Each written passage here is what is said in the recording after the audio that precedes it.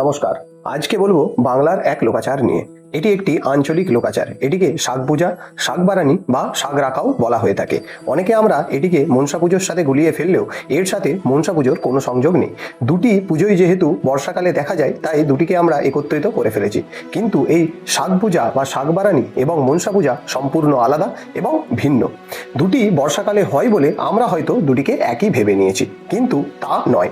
এই শাক পূজার কারণ হিসেবে ধরা হয় এটি সম্পূর্ণই প্রকৃতির উদ্দেশ্যে পূজা। কারণ এই বর্ষাকালে বিভিন্ন স্থানে নিত্য নতুন শাক দেখতে পাওয়া যায় এবং প্রকৃতির এই সৃষ্টিকে সম্মান জানিয়েই এই পূজা। অবশ্যই এই পূজাতে সেরকম ব্রাহ্মণ দেখতে পাওয়া যায় না, বাড়িরই কোনো বয়োজ্যেষ্ঠ মহিলা এই পূজা সম্পন্ন করেন। এর কোনো শাস্ত্রীয় বিধান নেই। সাধারণত আমরা বাড়ির মা ঠাকুমাকেই এই পূজা করতে দেখি। মায়েরাই কেন এই পূজা করবে? যেহেতু বিশ্ব প্রকৃতির উদ্দেশ্যে পূজা এবং এই বিশ্ব প্রকৃতি নিরন্তর সৃষ্টি করেই চলেছে, তাই সেই সৃষ্টির পূজার দায়িত্ব একমাত্র সৃষ্টির ধারকদেরই থাকবে। তাই আমরা আমাদের মায়েরা বা ঠাকুমারাই তো সেই সৃষ্টির উৎস, তাই তারাই সেই পূজার দায়িত্ব পেয়ে থাকে।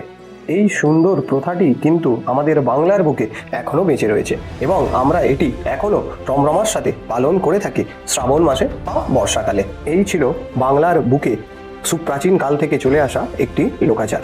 ভালো থাকবেন, সুস্থ থাকবেন এবং কার কার বাড়িতে এই শাক রাখা পুজো বা এই শাক বারানি পুজো হয় তাহলে অবশ্যই তারা কমেন্ট করে জানাবেন। জয় গুরু, জয় মা।